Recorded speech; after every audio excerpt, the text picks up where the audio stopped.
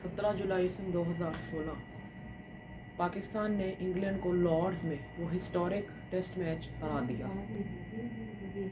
मोहम्मद आमिर की तबाहकुन बॉलिंग की शानदार बॉलिंग की वजह से पूरे मुल्क को सेलिब्रेट करने का एक दफ़ा फिर से मौका मिला और ख़ास तौर पर वो आखिरी विकेट जो उन्होंने इंग्लैंड के फास्ट बॉलर जेक बॉल को आउट करके ली, वो लॉर्ड्स की तारीख में आज तक याद रखी जाएगी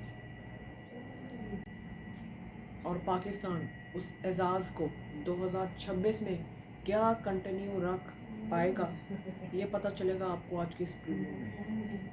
संघ क्रिकेट टीम के फैंस, क्रिकेट के घर लॉर्ड्स में अगर टेस्ट मैच हो और हम एक्साइटेड ना हो, ऐसे कैसे हो सकता है।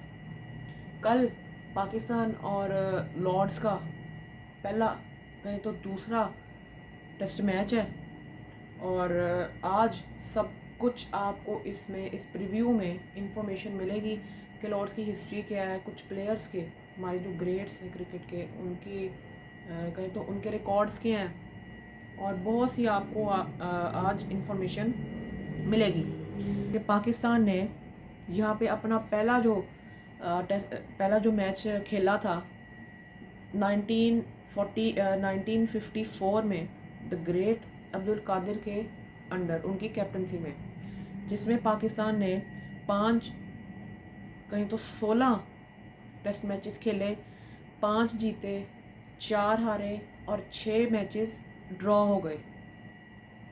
और उसके बाद यहाँ पे सबसे ज़्यादा जो बेस्ट पाकिस्तान का जो रिकॉर्ड है वो ये है कि लॉर्ड्स में बाकी टीम्स जो हैं वो बहुत ज़्यादा स्ट्रगल करती हैं स्लोप की वजह से और स्विंगिंग कंडीशंस की वजह से, लेकिन पाकिस्तान पूरी दुनिया में वाहिद एक ऐसी टीम है जिसको बिल्कुल भी मुश्किल नहीं आई लॉर्ड्स में, क्योंकि पाकिस्तान ने यहाँ पे 2010 से एक भी मैच इंग्लैंड से नहीं हारा लॉर्ड्स में। हाँ, उससे पहले हमने ज़रूर हारे, जैसे 1954 में पहला हमने 4 टेस्ट मैच हारे, लेकिन उसके बाद 2010 में आप इंग्लैंड से लॉर्ड्स में एक भी टेस्ट मैच नहीं हारे। ये बहुत ज़बरदस्त बात है। और उसके बाद 2016 में मिसबाउल हक ने जो सल्यूट किया था लॉर्ड्स में हमारे ड्रेसिंग रूम को देखते हुए, वो एक आइकॉनिक सेलिब्रेशन बन गई थी पूरे क्रिकेट वर्ल्ड के लिए।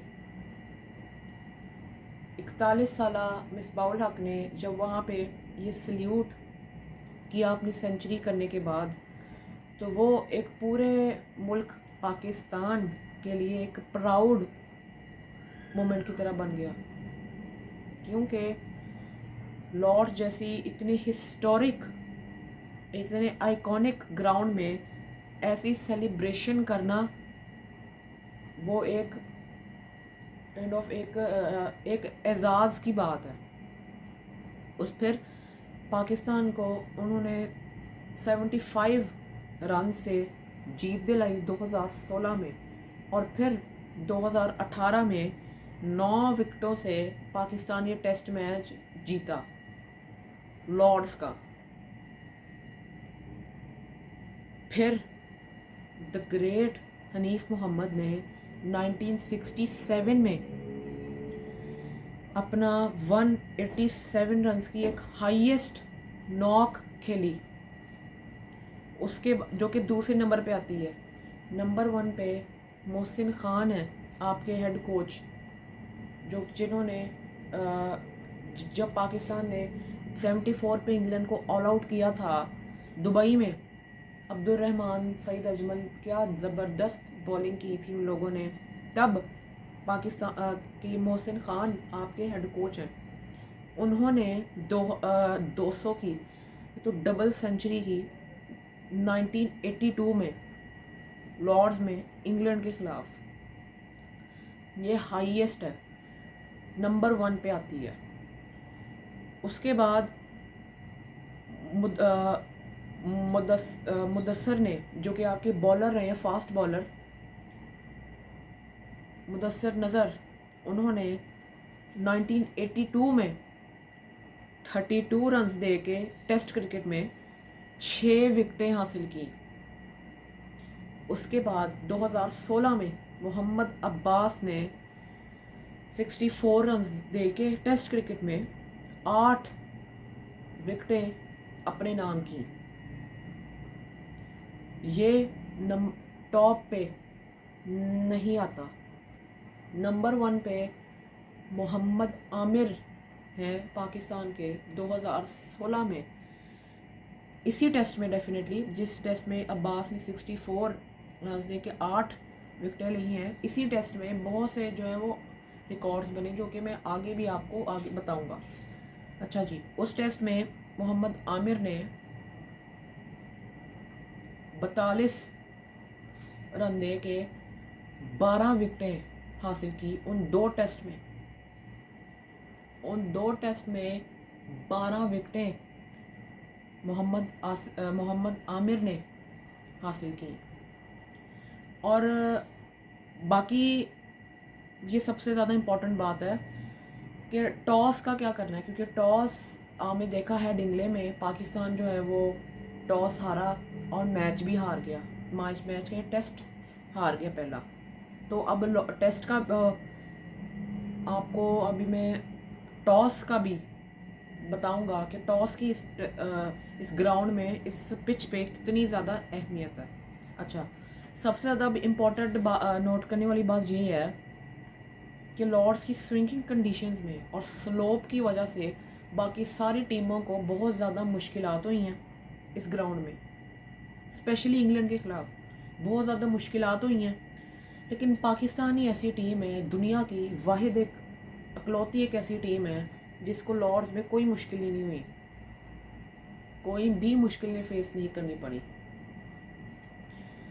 ये आपके रिकॉर्ड्स अभी मैं आपको बताऊंगा, आगे और भी बहुत पड़े हैं, क्योंकि 2016 का एक वाहिद ऐसा टेस्ट है जिसमें इतने सारे रिकॉर्ड बने। उसके बाद 2018 में भी रिकॉर्ड बने, जिसमें से नंबर 1 पे ये है, यूनुस खान ने, द ग्रेट यूनुस खान, आपकी मिडल ऑर्डर के स्पेशलिस्ट बैट्समैन, उन्होंने 200 किया इस ग्राउंड में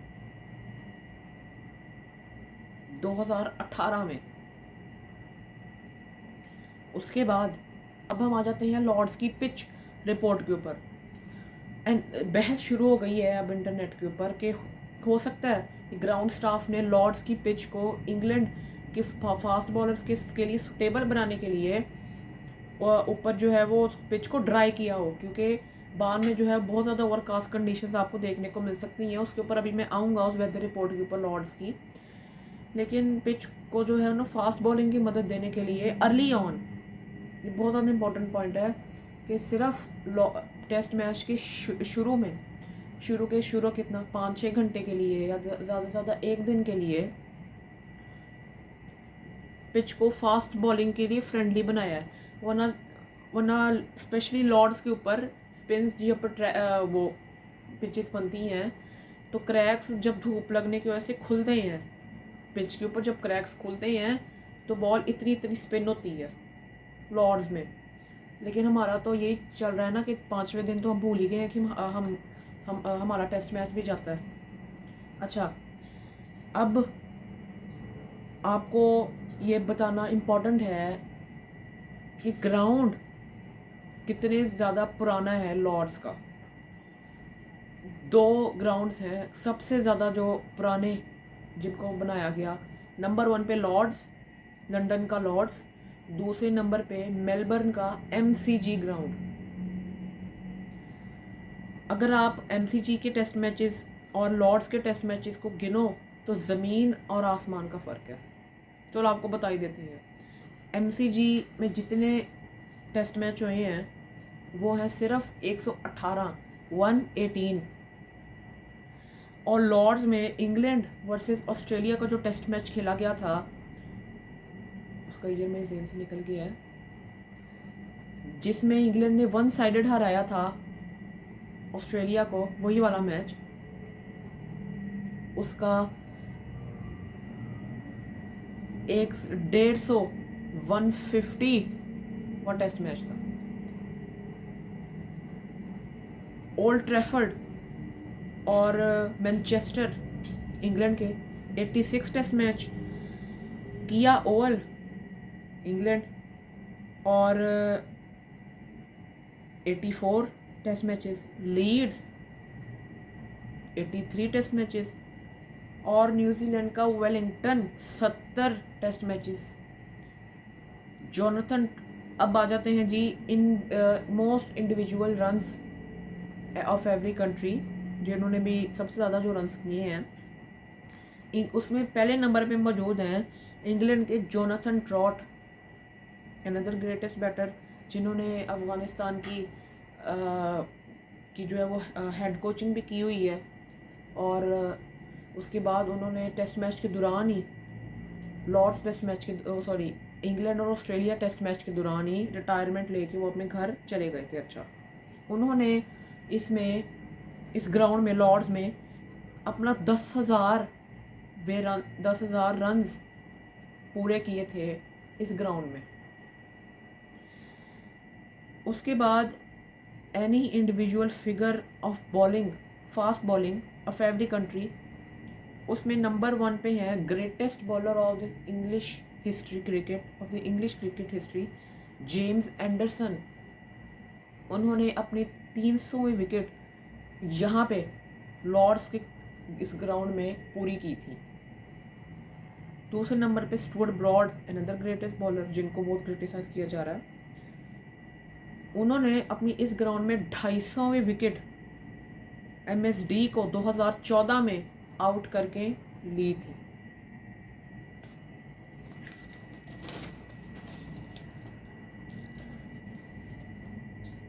और यहाँ पे पहला जो बहुत पहला जो यहाँ पे जो टेस्ट मैच खेला गया था वो था 1884 में। 1884 का कोई बंदा बचा होगा ना? नहीं, चलो अच्छा।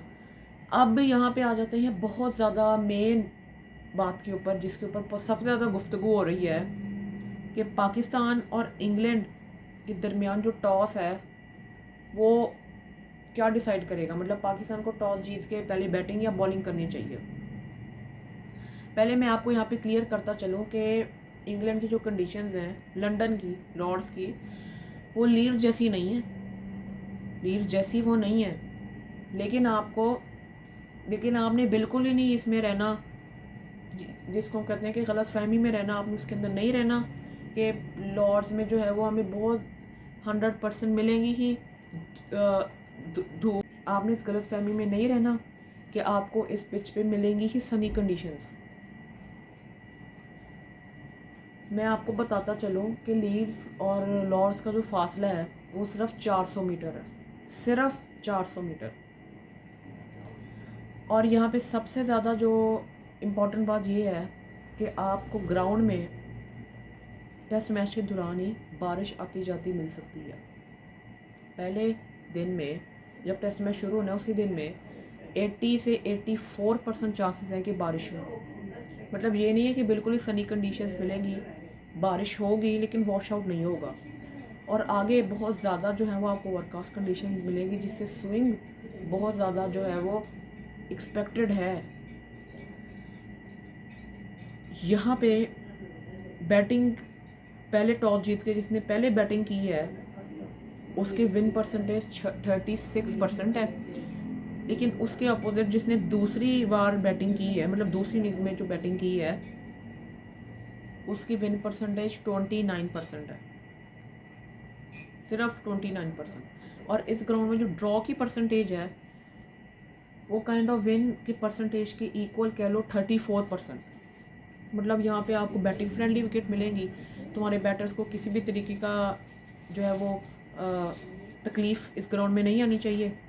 और मोस्ट हाईएस्ट जो इंडिविजुअल्स जो फिगर हैं बैटिंग में वो इंग्लैंड के ही ग्राम गोज की हैं। उन्होंने 1990 में इंडिया के ख़िलाफ़ 333 रन्स किए थे अकेले ने।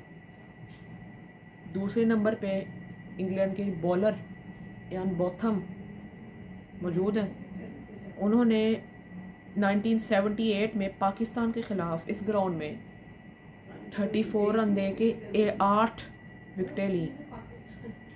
और यहाँ पे मोस्ट हाईएस्ट जो रन्स किए गए हिस्ट्री में वो किए हैं ऑस्ट्रेलिया ने 729 एक इनिंग्स में, 1930 में, 1930 में। और सबसे ज़्यादा जो लोएस्ट टोटल है इस ग्राउंड का वो है 38 रन्स पे ऑल आउट होने का, जो कि मिला था आयरलैंड को इंग्लैंड के अगेंस्ट। और वेस्ट इंडीज़ ने यहाँ पे दूसरे नंबर पे दूसरी इनिंग्स में हाईएस्ट टोटल चेस किया 344 रन्स का, 344 रन्स का। अच्छा, तो अब हम आ जाते हैं जी पाकिस्तान की प्लेइंग 11 क्या होनी चाहिए। अच्छा, अब हम आ जाते हैं पाकिस्तान की चेंजिंग के प्लेइंग 11 में कौन कौन सी चेंजिंग करनी चाहिए। सबसे पहले तो कराची में एक लोकल टूर्नामेंट हो रहा है, उसमें अब्दुल्ला फजल ने बहुत तबाहकुन बहुत ज़बरदस्त उन्होंने बैटिंग की है। तो मेरा इन लोगों से कंसर्न ये है कि आपने अब्दुल्ला फजल को जब उनकी बैक इंजरी हुई वेस्ट इंडीज़ में, आपने उनको बिना सोचे समझे पाकिस्तान भेज दिया। तो आपने किसको बचाना था? इमाम को, फेलियर को? इमाम को बचाना था आपने, जो कि पिछले टेस्ट से फेल हो ही जा रहा है। आपने उसको बचाना था। और पाकिस्तान में अभी दोस्ती यारी का भी बहुत ज़्यादा चक्कर है कि यार चलो हम उसको बाहर नहीं निकाल सकते, वो हमारा दोस्त है, वो बुरा मांझेगा वगैरह वगैरह। टीम हमारी कहाँ जा रही है इनको खुद नहीं पता। मेरा इशारा कहाँ पे है वो आप जानते हो अच्छी तरीके से। अब्दुल्ला शफीक की ये न्यूज़ चल रही है कि हो सकता है कि अब्दुल्ला शफीक जो है वो ओपनिंग करें लॉर्ड्स टेस्ट मैच में। अब्दुल्ला शफीक पहले टेस्ट मैच में ओपनिंग करें लॉर्ड्स में। और ये सबसे ज़्यादा हैरानी वाली बात ये है कि जिस प्लेयर का इन लोगों ने बिगाड़ना होता है, इनको बहाना चाहिए होता है कि हमने प्लेयर्स को बाहर निकाला है, इनकी फिटनेस या ये सही तरह खेल नहीं रहे, ये वो, तो उनके नंबर चेंज कर दो। तो अब्दुल्ला शफीक के साथ भी ये लोग यही करना चाह रहे हैं कि अब उनको पता है अब्दुल्ला शफीक नीचे बहुत अच्छी बैटिंग कर रहे हैं, बहुत अच्छे रन्स आ रहे हैं उनके, तो उनको अब ओपनिंग के ऊपर डाल दो। मुझे कोई इसमें मसला नहीं है कि मुझे पता है कि अब्दुल्ला शफीक ने बहुत ज़्यादा ओपनिंग की हुई है पास्ट में, लेकिन यार अभी जब उसके रन्स आ रहे हैं, वहाँ पे कंफर्टेबल फील कर रहा है, तो उसको कर ले, तो वहाँ पे कंफर्टेबल फील करने तो उसको वहाँ पे रन्स। लेकिन चलो मेरी ख्वाहिश ये है कि अब्दुल्ला शफीक ने ओपनिंग भी की है तो ओपनिंग भी अच्छे तरीके से करें। और अजान अवैस को अगर आपने ड्रॉप कर दिया हमारी स्क्वाड से और इमाम को उसकी जगह ओपनिंग करवा ली, तो ये नालायकी होगी मैनेजमेंट की तरफ से। ये नालायकी होगी मैनेजमेंट की तरफ से कि आप इमाम जैसे प्रूवन फेलियर सीनियर प्लेयर को आप बचा रहे हो, उसको ओपनिंग करवा रहे हो। और अजाना वैस जो यंगस्टर है, आपने उसके ऊपर छुरी चला दी है उसको ड्रॉप करके। तो यार अजाना वैस को तो चांस देना चाहिए यार, लॉर्ड्स में बिल्कुल देना चाहिए उसको तो चांस, वो डिज़र्व भी करता है। हमारा यंग बच्चा है यार, उसको होनी चाहिए। अच्छा, अब वेदर मैंने आपको बताया पहले भी कि वहाँ पे बहुत ओवरकास्ट कंडीशन होगी, लेकिन इन दिनों में लंदन में जितनी धूप लग चुकी है, जितनी गर्मी पड़ी है, पिच के अंदर से जान निकल गई है, पिच बिल्कुल फ्लैट होगा। लेकिन ये बिल्कुल नहीं है, हम इस डिनाइल में नहीं रहना कि पिच के ऊपर गर्मी पड़ी है तो वो अब गर्मी रहनी है, धूप लगनी है, नहीं। वहाँ की वेदर फोरकास्ट बहुत एक्यूरेट होते हैं इंग्लैंड के। इंग्लैंड में लंदन में पहले दिन में बारिश दिखा रहा है आपको 80-90%, बहुत ज़्यादा बारिश है। लेकिन ये नहीं है कि वॉश आउट हो जाएगा, नहीं। ऐसा हो सकता है कि इंग्लैंड और पाकिस्तान की टीमें आपस में आए, थोड़ा खेल लें, फिर बारिश हो जाए, फिर ये हाइलाइट्स चलती रहनी है, झलकियाँ चलती रहनी है। तो वॉश आउट नहीं होगा। एंड आई होप कि बारिश हमारा ज़्यादा गेम ख़राब ना करे, हमारा मज़ा ख़राब ना करे। और हो सकता है कि पाकिस्तान की बैटिंग के अंदर ज़्यादा फ्लो आए, क्यों? क्योंकि बाबर फिट हैं खेलने के लिए। एंड आई होप कि वो 100% फिट हो। मेरा मानना ये है कि अगर 70-80% या कहें तो 90% भी अगर आप फिट हो और रेडी हो खेलने के लिए, ना खेलो। क्योंकि खेल के आप अपने साथ ही ज़्यादती कर रहे हो। अपने साथ तो कर ही रहे हो, साथ मुल्क के साथ भी कर रहे हो, कंट्री के साथ भी कर रहे हो। और लोगों में ये भी डिबेट शुरू हो जाती है ना कि उसको खेलना चाहिए था पहले टेस्ट मैच में वगैरह वगैरह। तो मेरा ये है। तो फिर कल 3 बजे टेस्ट मैच स्टार्ट हो रहा है। फिर टेस्ट मैच के बाद फिर वीडियो में आपसे मुलाकात होगी। अल्लाह हाफ़िज़।